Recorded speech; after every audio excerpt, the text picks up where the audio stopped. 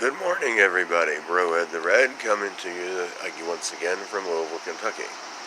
There is a lot to go into this morning. Not sure exactly where to start, other than just getting started. Hope everybody's doing well. Economically, this country is not in the good shape that we are being told it is. We are experiencing another housing bubble that is worse than the last one, and when it pops, it's going to pop big and a lot worse than before. The auto industry is in very serious trouble. There are a lot less people buying cars, trucks, SUVs, what have you.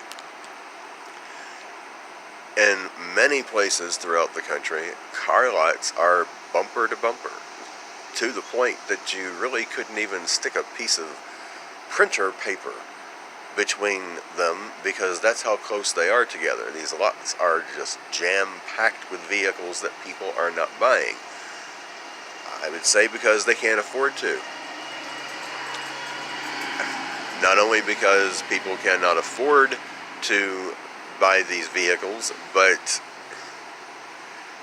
people are trying to cut corners. I can understand that. They're trying to spend less because they don't have as much money as they used to. Inflation on very important things is going way up. Far less people at this point are buying homes. More people are renting than ever before, and a lot of them are having difficulty keeping their rent paid because they're paying so much money for it. I can tell you from my own experience that if it hadn't been for the landlord that I am living under and renting under now, that I lived under for several years prior, when I needed to move back into a house, he was the only one who was willing to rent to me. He only raised the rent by $50, which was okay. I was able to deal with that. But everybody else, and I mean everybody else in the city or in this community that I live in, was telling me that if I did not gross 3 times the amount of the rent, they wouldn't even look at me. That's how bad it's getting, folks. If it's like that here, it's probably like that everywhere in the country. It's getting bad. Other than that, we've got, God only knows what else is going on economically.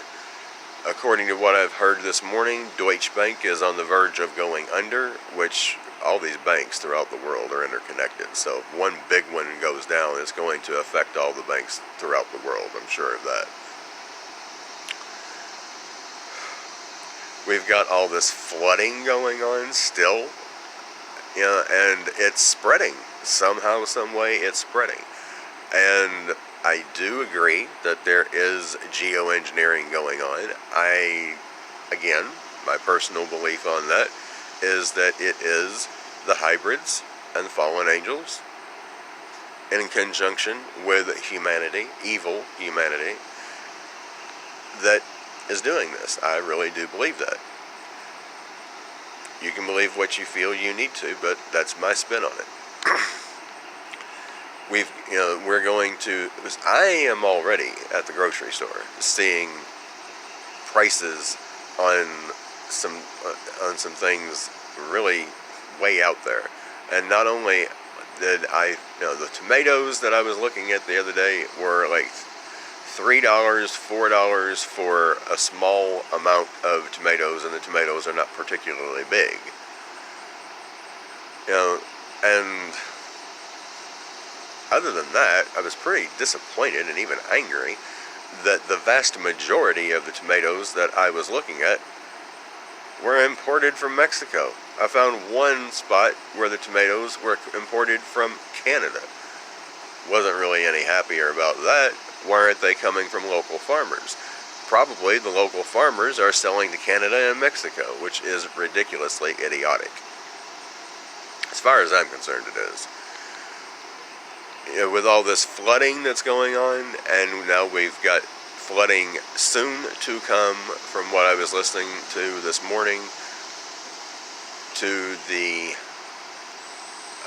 southeastern portion of the United States, which is where I live. south and southeast.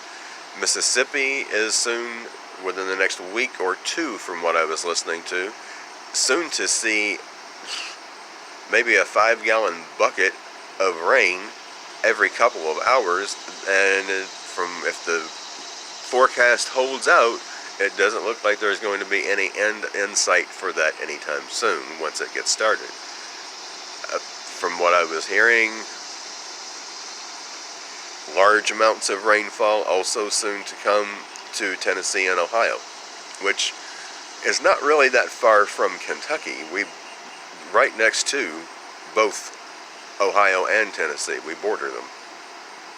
So it's more than likely only a matter of time before Kentucky we find ourselves here being pretty hard hit by rain and flooding as well. I hate to say that, but looks like it may only be a matter of time.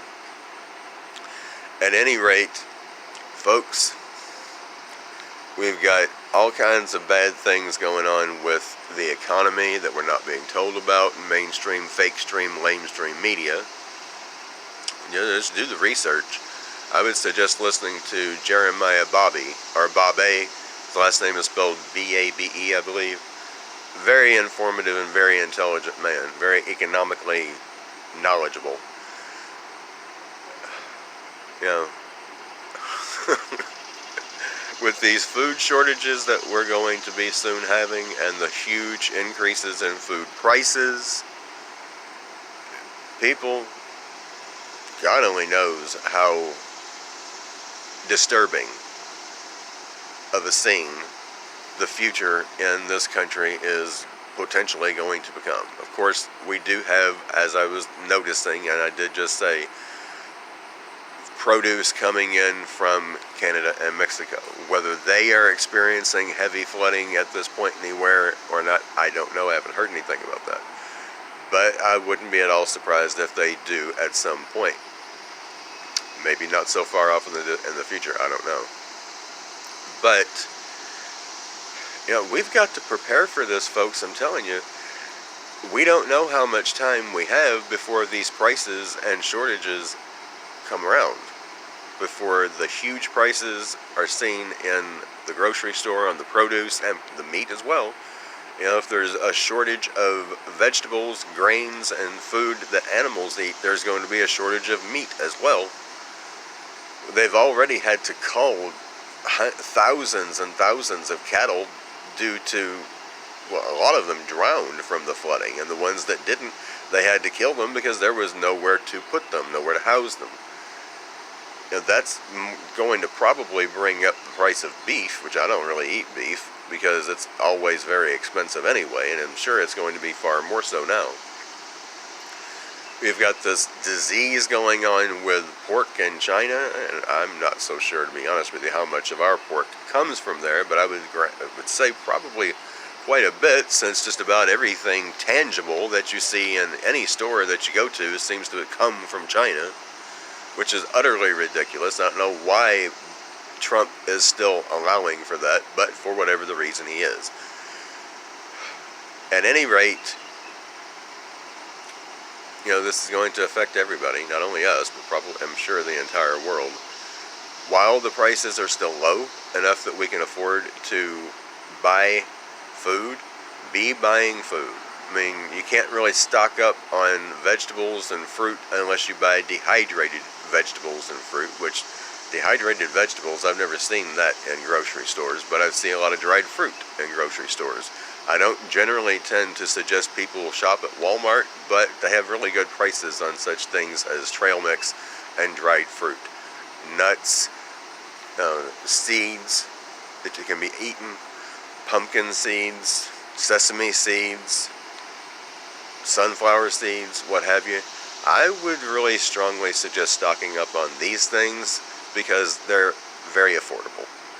And as well as, you know, things like rice, pasta, beans, you know, anything that you can make stretch for a long period of time.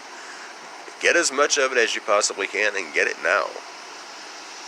You know, if you keep your kitchen cool enough, onions can actually stay good for a good length of time. So I would get as many onions as you can as well. Garlic, you know, you need something for, you know, sprucing your food up. Maybe some Mrs. Dash if you can find it at a reasonable price. Growing your own herbs is not a bad idea. It really is not a bad idea. Salt, you're going to need salt. Everybody likes to put a little bit of salt in their food. Almost everybody. No, I do. At any rate, do what you can. Seriously, we've got to do our part. If you haven't started a gardener, I've had difficulty. I've bought some dewberry plants. I bought some gooseberry plants. Planted some melons. They still haven't come up, and my plants died. So I have to get them replaced and hope that they do well. At any rate, stock up on everything, because if you're having difficulty affording food, you're probably going to have difficulty affording everything else, because a lot of your money may wind up going to food. So, body and oral hygiene supplies, stock up on that. First aid, stock up on everything. You may very well wind up needing a means of protecting it. It may get so bad that people want to come in and steal what you have. So you need to have weapons. If you've got a gun or multiple guns, you need to get ammo for them, definitely. And I would keep it, most of them you might want to actually hide sneakily, just in the case something, like martial law comes down in your state or nationally. You just never know. You just never know what could happen to bring that on. But you have to keep at least one nearby. I would suggest a comfortably held handgun, just to be on the safe side. At any rate, put your trust and your faith in God. He's the one who's going to get you through all this. Whatever He brings us to, don't forget that. What He brings us to, He'll get us through. Till next time, be in prayer, be in the Word. We have to be spiritually, mentally prepared for all this just as much as we need to be as physically prepared for it as possible. So, all I can say is search the Word for answers, be listening to God, for God, to give you direction. In the meantime, till next time, Bro Ed the Red here, signing out.